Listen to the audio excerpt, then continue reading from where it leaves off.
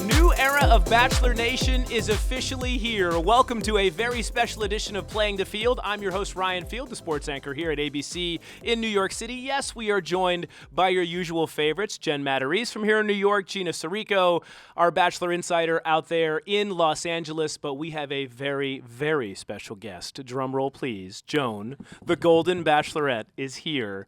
Welcome to New York. Welcome to the podcast. How are you doing? You look amazing. Thank you. Thank you for having me. I can't believe I'm here sitting with you guys. Everything's been great. And this is your first podcast? Is this true? This is my first in-person podcast. Yeah. Wearing the headsets for the first time. We are so happy. Weird. I feel really official with these. You look very official. You sound official. And this is officially a new era of Bachelor Nation. You are the first ever Golden Bachelorette. What does that mean to you? This is a huge deal. How weird is that I'm the first of anything ever in my life? Like, whoever gets to do that.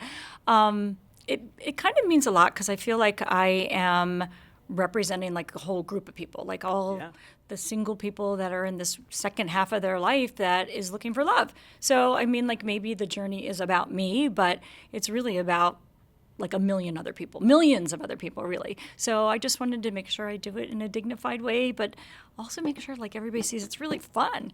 Like this doesn't have to be a job. You know, finding love at this age, you can have fun. We got to look back at the history of your marriage and your family. And what was it like coming to the decision that you were going to do this show? Yeah. And how did your family receive that? So that was a little bit of a process that kind of started out with the Golden Bachelor season, and that was maybe the harder of the two things to do because I don't think anybody really realized what it was going to look like on TV, if it was going to look undignified or if we were just going to look like silly people dating at this age and it wasn't, what we wanted to depict. So once people saw that, particularly my family saw that it was not what they were worried about, that it was fun and it was dignified and, we were worthy to find love. It wasn't like we were doing something that was selfish. The decision to do Golden Bachelorette was a lot easier. And, I certainly consulted my kids. I didn't want to do anything that was going to embarrass them, which, by the way, I did lots that's going to embarrass them. But I'm sorry, guys. But I think that they were feeling accepting of that, and they want me to be happy. And so I've tried dating, and it wasn't like a super fun experience. So this was just another way of doing it in just a kind of epic way. One moment, Joan, when you were talking about your family and your husband, John, that really kind of touched me in the first episode was the hawks flying by. Oh, yeah. You always, when you lose someone, you always look for those signs. And that moment just spoke to me. So I have to just ask quickly how you were feeling like in that moment as well, because you were at his grave. Yeah. So that was once you lose somebody, you want to still have contact with them, which is really very unrealistic, actually. But you do look for weird signs, like they're out there trying to tell me something, or that they're still with me even. And that hawk thing and kind of became the symbol in our family. And we would see like a bald eagle or a hawk at really weird times in weird places, like in my hometown, which is kind of a city, and it'd be an odd place to see one. And so that day when we were at his gravesite filming, that was like a really important time for me to get a message from him. And maybe I conjured it up in my head, but those hawks really were there. And it gave me comfort that I wasn't doing anything to not honor his memory, that he was okay with all this. And there were so many touching moments in this premiere episode, that being one of them. And I think one of the things that people loved about The Golden Bachelor was just the genuineness of it and how it kind of tugs on the heartstrings and all of those things, that the stories that come up during these episodes. And you had a chance to watch it back for the very first time, and you had a chance to see all the interactions between the men in the house. And this isn't like watching The Bachelor or The Bachelorette. These guys are genuinely rooting for each other, and they had so many amazing things to say about you as well. Oh, that was like just touched my heart. It truly did.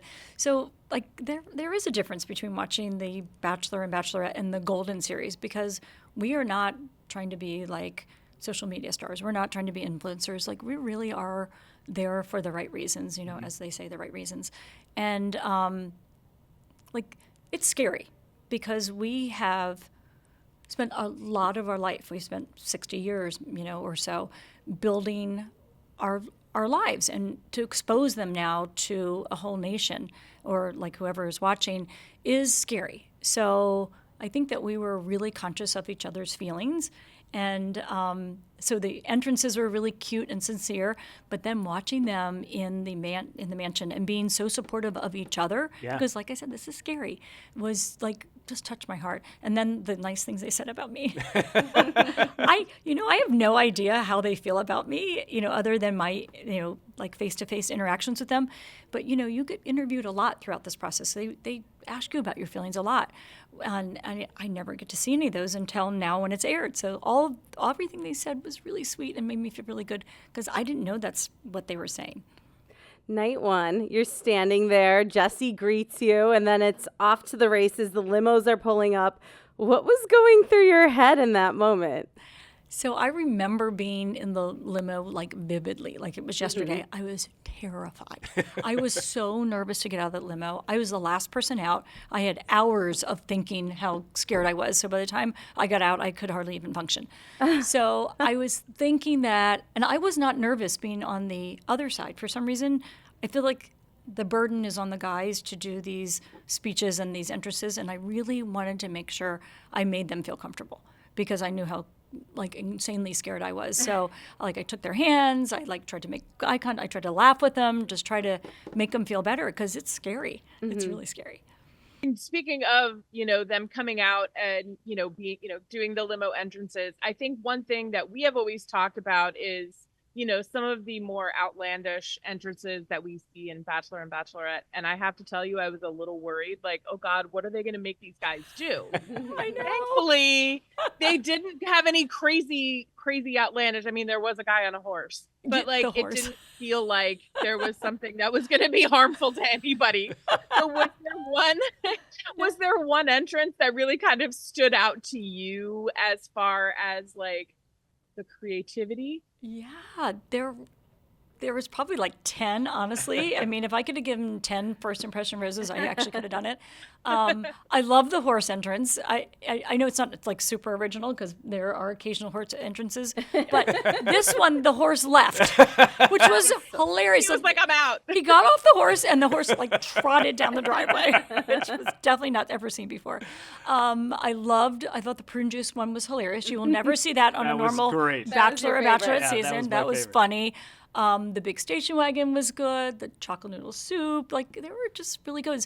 And I have to say that those big entrances or different entrances are important because it's really hard to remember 24 guys' names. So you remember them by their entrance because you can associate their entrance with their backstory, after they get off the horse and he tells you I'm a rancher from, Texas or whatever. You do remember that, but to remember their names is really hard. So it's a great way to describe to a producer, you're thinking rose ceremony and you have to remember who's who. And so you can remember the entrances really well. So those are really important. The prune juice was my favorite. Hilarious. There were so many things that stood out, but I think most of all, we were expecting, I was expecting lights out of the Bachelor Mansion, 11 p.m., everybody going to bed. Oh my but God. the first night, the sun is coming up. When's the last time you pulled an all-nighter like that? I mean, this had to have been a long time coming. Well, the Golden Bachelor, we pulled that all nighter. It's very typical for these rose ceremonies. The first night is really long. You know that going in. You try to rest the day, but there's no rest because you have all this anticipation. And it happened to be the longest day of the year. So we didn't start filming until pretty late because it didn't get dark till really late. Oh, so wow. They only start filming when it gets dark. So it was a super long night. But you have so much adrenaline. It's even hard to sleep when you are done with that day. You think, oh, you're going to be exhausted. You haven't slept in 48 hours. You have so much adrenaline going, you can't even sleep. Yeah, your mind is racing, Yeah. processing everything that just happened. Very true. Yeah. So it looks like, oh my gosh, you pulled an all-nighter, but it didn't seem like all night. It just was. It's like this epic night that you can never forget, and it's very hard to come down from the next day. Were you surprised to see Mark Anderson show up, Kelsey's dad, or were you kind of hoping that he might make an appearance? Yeah, so I wasn't really surprised. I was hoping he was going to make one, but they certainly alluded to it. I loved kind of meeting him on Joey's season when Kelsey brought him home. And I loved him. I thought he was the cutest man. He was such a good father and family man and all some of the traits I really look for in a man. So I was hoping he was going to be there, and they teased it at after the final rose at the finale, at Joey's finale, like they showed him in the audience and said maybe we'll see him. So in the back of my mind, I thought he might be there, and I hoped he would be. Like I wanted to meet him in person, and he's absolutely as cute and amazing as like I thought he would be. That I love it. I love it. Did you after that first night was over and everybody came through, did you have your eye on maybe 5 or 6 guys? And throughout the season, how has that how did things change? Your first impressions of these guys, and then did they change or did they stay pretty much the same as the season went on? That's a really good question. So first night, it's I'm trying to. So it's very hard to categorize everybody in the top 6 or top 10 or whatever. Sure. You have so many of them. It's almost like you have to figure out which ones I don't think will be good matches for me, as opposed to which ones I think are good matches. Because that night goes really, really quickly, and there's a rose ceremony at the end, and you have to send people home. And that is probably the hardest night of the whole season, honestly, because people give up a lot to be on the show. You give up your family, you give up your jobs, you step away from all the comforts of home to be there, and to get sent home the first night is hard. So I wanted to make sure that I did that in a really thoughtful way, and I wanted to make sure that the guys really knew that they were already winners. The fact that they made it there at all, you've already won. And you've put yourself out there in a big, brave way, and that the nation sees you. As it goes on, you switch your focus and you try to find people that you think are good matches for you, and that does change. I mean, I made a really concerted effort that I wasn't going to hone in on one person really early in the process, that I wanted to make sure I gave everybody the same chance and dated each person like they were the only person I was dating. And but eventually, as you get to know them, you have 4 or 5 or 3 or 4, depending on how far along you are in the process or in the journey, that are your kind of favorites. Because as you get, and that's where you need to be. It needs to unfold in that way. You need to start forming stronger connections. So at the end, you have the one important one at the end. After everything that you've gone through, including being on the Golden Bachelor, how was it tough to go through this process? I know you use the word scary a lot, but just in terms of putting yourself out there again at 61 and trying to find love, and for a lot of women that are in your position, what advice do you give them as they're maybe going through the same thing that you're experiencing? Yeah. So I kind of had to process these weird emotions, and one of them was guilt. And I felt like at this age, you're supposed to be kind of taking a backseat to the next generation that's upcoming. You're supposed to be in a support role. You're supposed to be helping with grandchildren and helping, form their lives, because they are, they're going to take over, and we should be kind of fading into the background, which is how I felt. I look at it now and I think that was completely incorrect, but it took a while to get through those feelings that I deserve a life, and I am young enough that I can have a whole second life. And, to the people that are feeling that way, I hope that they see in this journey that they are worthy. And it took me going on the Golden Bachelor to figure that out, because I met all these women. I met 21 other amazing women. And when they were talking about their stories and their feelings of feeling guilty coming on the show, that they left their kids at home, and, not everything is perfect when you leave home, and you're worried. And I thought, oh my gosh, you shouldn't be worried. You deserve this. And I'm saying that to them, but not thinking the same thing for myself. So if you have that guilt that I had, get over it. You do deserve your own life. You shouldn't have to be in a support role. And then I also had the feeling that maybe it was a little undignified, that dating at this age, people are like, oh my God, the old people are going to kiss. Don't talk about fantasy suites. That's disgusting. And so, I wanted to make it look dignified. I didn't want people to think it was gross. And we had so much fun. And once everybody really gets to meet these guys, they are the show. I have to say, you're going to spend a lot more time hearing their stories and what amazing men they are. And you don't you didn't really hear it as much on the Golden Bachelor season because it was a shorter season. We were the test. Sure. And it was successful. So this season, you get more time getting to know everybody. That's really exciting. And we've gotten the cue, unfortunately. Oh, it's time to wrap? Yeah. I I know. could I be could here talk all about day talking That with you. went fast. It really did. Thank Fast. you, guys. You have to come back. I will. Just tell me. Well, we can't wait to talk to you later to on this LA. season. Gina's going to be talking to you in Spend time LA. with me in LA. That much we know.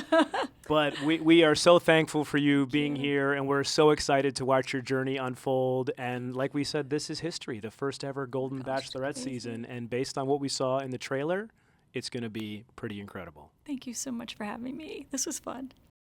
Joan was everything we expected her to be. Regal, elegant, well-spoken. We saw it in the first episode, and we saw it here in this interview. She's lovely. She's just lovely and beautiful. And I don't know what else I could even say that could do her justice, because she's even better than you would hope, I guess. Well, let me say this. You're sitting in her chair, so you have big shoes to fill here the rest of this episode. Gina, what was your overall take? I'm just going to say I told you so, because I've met her before and she is everything and then some. I think she, as the first Golden Bachelorette, I feel like she is going to represent that so well. She's amazing. And I think, obviously these men are falling for her.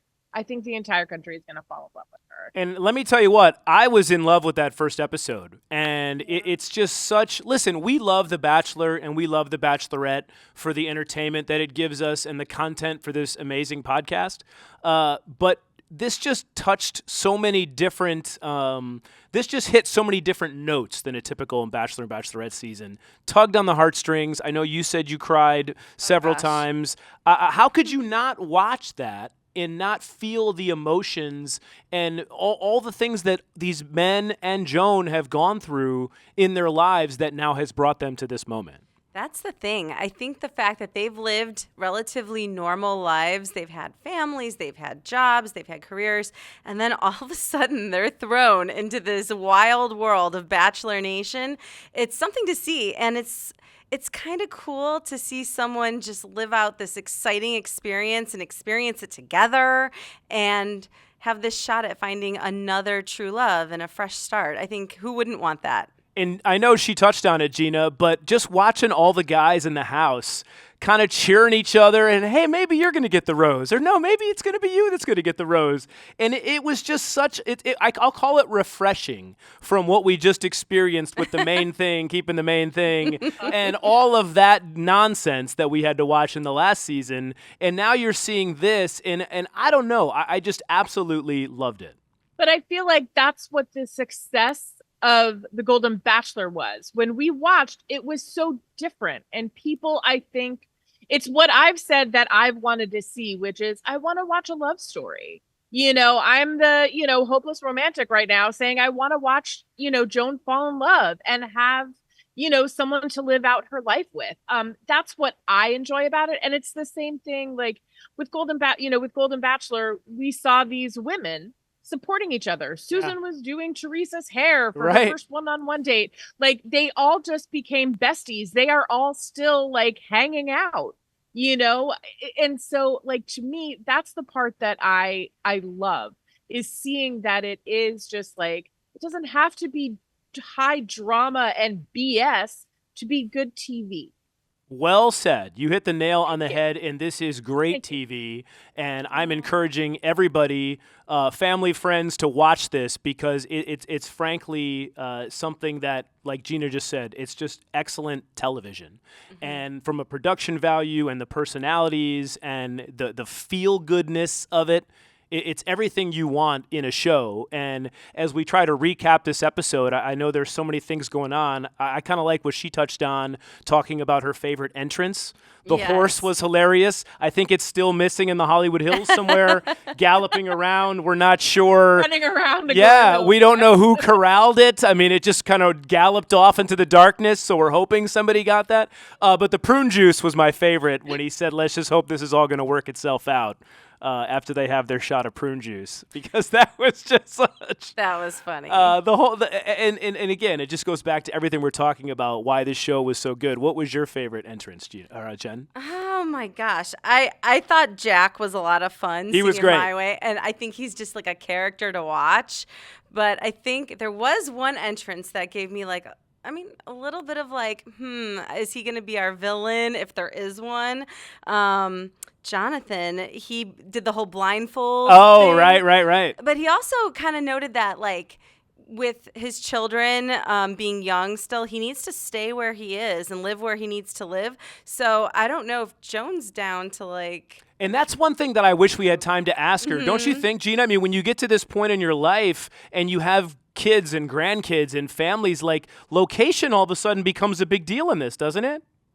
Yeah, absolutely. I mean, and the thing is, well, that's what we saw. Right. Gary. Be part of the Gary, downfall right. of Gary and Exactly. Teresa is that they had said one thing, that they were going to try and figure out where they were going to live. And then it just didn't work out that way. I don't think they could come to an agreement on it. So yes, it is important. And I think that if you go in from the start saying, yeah, I need to be here, there, whatever it is, then that could probably be something that she needs to keep an eye on. Mm-hmm. But we will see how it all works out. I mean, I don't recall anybody being from the same state that she is from in Maryland. Right. So I think it's going to be, we'll see how it all plays. What was your favorite entrance, Gina? I liked the chalk and noodle soup. Yeah, that was good. That was cute. I did like the prune juice. That was a great one. And look, let's be honest. Kelsey coming in and introducing her dad was really, really sweet. It was really And then sweet. Joan said, "You can call me Mom." I know. I was like, whoa, wait a minute. Right? Someone's happy to see Mark. Wait a minute. I liked the baseball when he threw to her and said that you're a good catch. That was adorable. My favorite line of the episode was when they said, "There's a lot of testosterone in this room, but maybe not as much as there was 40 years ago," which I thought that was great.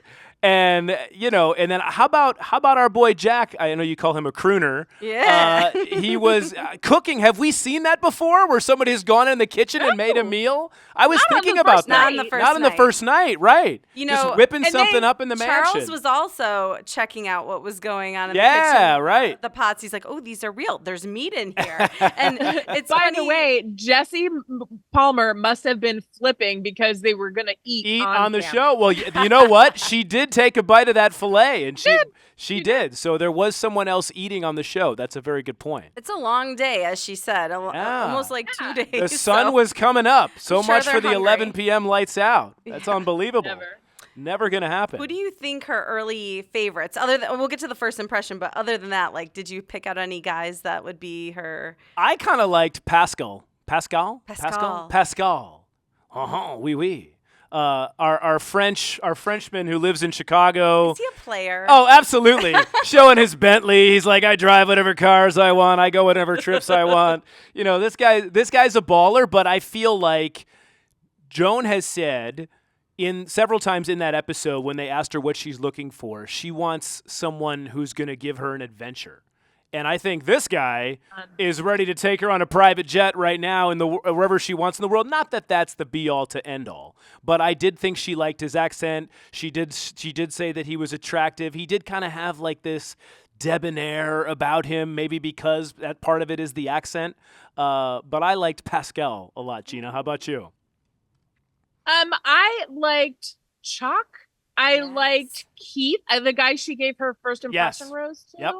I thought, the little gift was so sweet. Very sweet. And I think that she sees in him a lot of the same things that you were saying. Like, yeah, okay, I can have fun with him. I can, it's easy, and that she felt safe. Those were things that, look, we all want that. It, a relationship that is not dramatic, and that is where you feel safe with someone and that you can have fun. And I think that they did that. By the way, I loved the group pickleball. Oh, that was awesome. Although, was except for the one guy that whipped the ball at her head, and then she says, "That's not how you get a rose." Exactly. Yeah. Exactly. They all had so much fun, though. That was great to see. How about the electric scooter and the armchair race? Yeah, I was like, where did this come from? It was cute. There were so many lighthearted moments, and again, that's what made this show, I think, so fun. And speaking of great moments, Gina, how about the video that they showed with all the kids and the guy I forget the guy who came in on the horse, but it was his mom that also chimed in, and we found out from Joan afterwards, Gina, that they started filming on Father's Day. How about that?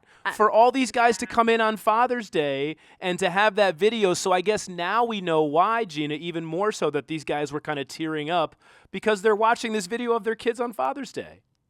Yeah, we'll see if they continue to stay emotional. But that moment, throughout the season, that was just like when she said, "I have a surprise for you," I was just like, yeah, oh, I didn't know, what is right? gonna happen right now. And that was just so beautiful, so thoughtful. I think she was touched as much by it as they were. I think it was like, I guess the maybe the last thing that they needed to know, like, yeah, we're gonna be okay. All our kids are okay. Pascal's son isn't gonna have parties at the house. We're okay, we're not right? sure of that, Chip actually. off the old block. Yeah, right. I have questions. But yeah, no, I think it was so beautiful. And I think, Joan touched on it as well in the interview, with Gary's season on the Golden Bachelor, it was shortened. Hopefully this season we get to see a lot more things play out. And, I'm looking forward to it. Like I said, I think it's going to be a great love story. And, I love it for her. I really do. I thought it tied these men's families really into the show early. Yes. From the and jump, it gave Joan a glimpse at their lives, like a little bit, and she gets to put some faces when they're talking about their children. She kind of knows who they're talking about now. So. That's a good point. And what did she also say, Gina? She also said, as this season evolves, the guys really are the star of the show as we get to meet a lot of these guys. And I think, frankly, we saw so many, let's just call them compelling personalities right out of the chute that I'm excited to get to know these guys as this season unfolds. Yeah, absolutely. I think that this is what we have always said. We want to see what this dynamic is going to be with these guys in the house. Night one, obviously, they're all going to be putting their best foot forward. And I think it's going to be interesting to watch how they evolve as the journey evolves. I think, the quiet ones may be the ones that we have to watch out for. And the more bold personalities, like, look, we already know, like Jack is going to cannonball into a pool and cook for you and do all these things. And, I think he's going to be an interesting one to watch, and he may bring the drama factor, but maybe not in in a bad way, in a toxic way. I feel like right now in looking, I don't really see any toxicity. No. They were even nice to Pascal when he stole her away first. Stole her away. I was like, here we go. And I thought he was going straight to Paris. I didn't think they were coming back. Yeah, exactly. The PJ was fired up out back, and off they went. That's what I was thinking. How about Guy? Can we talk about him? Kind of our. She thought he was very handsome. Our Dr. Drake Ramore character, if you will. The ER doctor, dashing, debonair, bringing out the Stetson cologne that he sprayed. If you smell this, you know good. Guy is in the room. I was a little like, okay, I don't know. Would that work for you, Gina? She did. Well, she did. It must have been a good scent. I don't know. We should have asked what it would depend on the scent. Yeah, it would depend on the scent, I think. Maybe, I think he said it was Sex Panther. 60% of the time it works every time. That would have been amazing if he busted that out. The look on Gina's face says it all right there. But no, I mean, listen, this just goes to our point, right? There's a lot of intriguing characters in this season. And frankly, look, we're used to seeing guys in their mid to late 20s into their maybe mid to late 30s that are putting on the moves on these women, right? Mm-hmm. So now you're seeing men who maybe haven't dated in 30 years and you're kind of seeing their game a little bit. And, I think that's part of the thing where you're like, oh, how cute is that? He brought the prune juice, and you're seeing how these guys are going to pursue a woman, which as someone who's dated in his 20s and 30s and 40s, yes, I can say that, early 40s, just so we're clear. As someone who's dated in all 3 decades, how I dated in my 20s is different than how I pursued a woman in my 30s, and now how I pursue someone in my late 30s, early 40s. I think it's very different. Gina, why are you 40s, making that Ryan, face? 40s. It's very You different. can But say it. It's okay. but you know what I mean? okay. It's like that's all part of I think the intrigue that comes with this season. Mm-hmm. And like we said, they've lived pretty full lives so far, but what else is out there and what else can Right. they experience? And they want this adventure. So it's fun seeing them embrace that. What was your biggest takeaway from the trailer, Gina, as we saw what's going to transpire here on the upcoming season? All I can say is I'm ready for it, and I just want Joan to be happy. And at the very end of it, she said, I came here to, I forget the exact line, but she said she thought she found love, that was it. She's only been in love once until now. Yeah, and I might have found it a second time. Okay. Or something like that. Yeah. Mm-hmm. Okay, so here we go. And hopefully it's not a fake out and she's not, she ends up Sure. on that, that platform by herself, because it was beautiful. No. And I really, really hope that she finds what she's looking for. I mean, I think that, as we have all seen today, Joan is just this beautiful, genuine woman. And I feel like she deserves to find happiness. And that's what I'm most looking forward to. Can I ask you about that Gary clip at the end there? Was he there to just give her advice, or do you think he's there That's a good to come point. back and be like, I think that he's just there for advice. My thinking is like that, there He's comes a point single. where she's at a turning point, or like maybe it's close toward the end. But And, to Jen's point, he did ask her, is it possible the man you're looking for is not in this house? I was like, what are you getting at, Gary? Yeah, what are you getting at, Gary? Let's keep the main thing here and tell us what you're No, thinking. don't ever say that again. Yeah. If he walks in Bring that that, house, don't bring that energy wearing that into Joan's t-shirt? season. I would love it if he did. I would too. Sources close to me tell me that her date when they go play bingo and shuffleboard at the VFW was not part of the trailer. that is going to come later in the season. Gina, are you hearing the same thing out there in Hollywood about that date? No, that's not what I heard. That's not what you heard?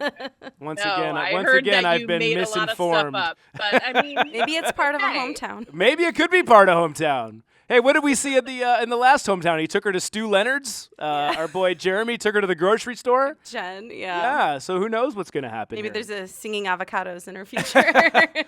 no. What are you most looking forward to, Jen, as we watch this unfold the rest of the way? Oh gosh, As we get set to wrap this up. I love the hometown dates. Those are always some of my favorite because you really get to see how people interact with each other's families. I know a lot of people love the fantasy suites because that's juicy and whatever, but Right. I think you get a real glimpse of who they're dating. Who are these guys? You'll see that when you go there. Gina, I feel like you had something to add in on that. Mm-hmm. No, I agree. I think. Oh, I liked that. Chalk, by the way, is the one who's like, "Oh, if you like this soup, I'll make sure to make it for your family." When Yeah, we go to date." I hometowns, was like, right? Okay, Shoot let's your go, shot, Mr. Chalk. Confident. Yeah, exactly. I'm just excited. I'm really just. I can't wait to see these guys. I can't wait to see. If we're right and that they're not going to be super dramatic. I hope we're right on that front. I think it's going to be a fun season to watch. It's going to be a great season, and here's the best part. We are going to be with you every step of the way. And what do we want the followers to do, Jen? Like and follow. And we also have Gina out there in California who's going to hopefully get us even more content, more interviews Well, with that's Joan, why we have her on this right? podcast, is to Yeah, provide I'm gonna- content. Gina, I'm looking forward From to I'm Los sorry, what? Angeles. I thought it was my sparkling Well, personality. it's both, actually. That's why I like you here. But Jen said she wants you here for the content that you Yeah, provide. bring something to the table. Bring something to the table. She always does. I believe that I do. Thank You you. absolutely Always do. does. I will say, I was on a one-on-one date with Joan and one of her men here. We got to go on the set. Wait. So- Yes. Yeah. We're wrapping up the podcast, and you drop this little bomb at the I end? can't tell you. And any Jen, more you than knew that about until this? I it did. I thought comes you up. knew. Why are you guys keeping secrets from me? You knew. talk, You no. knew and just forgot. It's not my fault, Ryan. I mean, Oh, no, that is not true. I did not know about that because I would have asked you that question number one. So wait, what was the point of you bringing this up? that'll be coming soon. That'll you'll get intrigue that people. content coming That's- soon. that's I can't the- talk about It's it a now. tease, Ryan. That's the Talk bingo about it when the shuffleboard time is date at the right. VFW. Yes, that's exactly. I killed at shuffleboard. Oh wait, I it had know nothing you to do with it. did. Sorry. I know you did. No, but I can't talk about it yet. But you will talk about it. We'll talk about it very soon. Well, So you'll if that's see not a what I teaser had to for say, later what this Joan had season. to say, and what the guy had to say. Ooh. And you know what's so funny? When Joan sat down before we started recording, she looked at Gina and she said, "Wait a minute, I know you." And I'm thinking, well, how is that possible? And now we know. Dun dun dun. Well, first of all, I covered Golden Bachelor, so I knew her then. The Listen. first time I met her was at the finale for Golden Bachelor. We were at an event and we were watching, and I was talking to some of the women, and she looked at me and she was like, "Okay, so all these list of men that were going to be the Golden Bachelor, where are they? Can the producers release them to us?" Wow. Well, listen, And I was just like, to be "Girl, I clear, want to hang with you." Like, yeah. just to be clear, she said that I know you. It wasn't like, hey, it's nice to see you for the second time. It was like, hey, you were the one that third wheeled on my date. That's exactly That was the one. that was kind of the tone that I got from her. Poor Gina and like what, Were you 20 trying to hit producers? on my man? No, Yeah, I exactly. was not. You were the one trying to steal Pascal. Now it all makes sense. Gina does have a thing for Frenchmen from Chicago. I do. Yeah, see? Now you you didn't do. even know. Now you do. Well, listen, if this is just a glimpse of what's to come this season, I can't wait. And we are so thankful to have you along here on another episode of our favorite podcast. For Gina and Jen, I'm Ryan. Thanks so much for joining us on this episode of Playing the Field. We'll see you next time.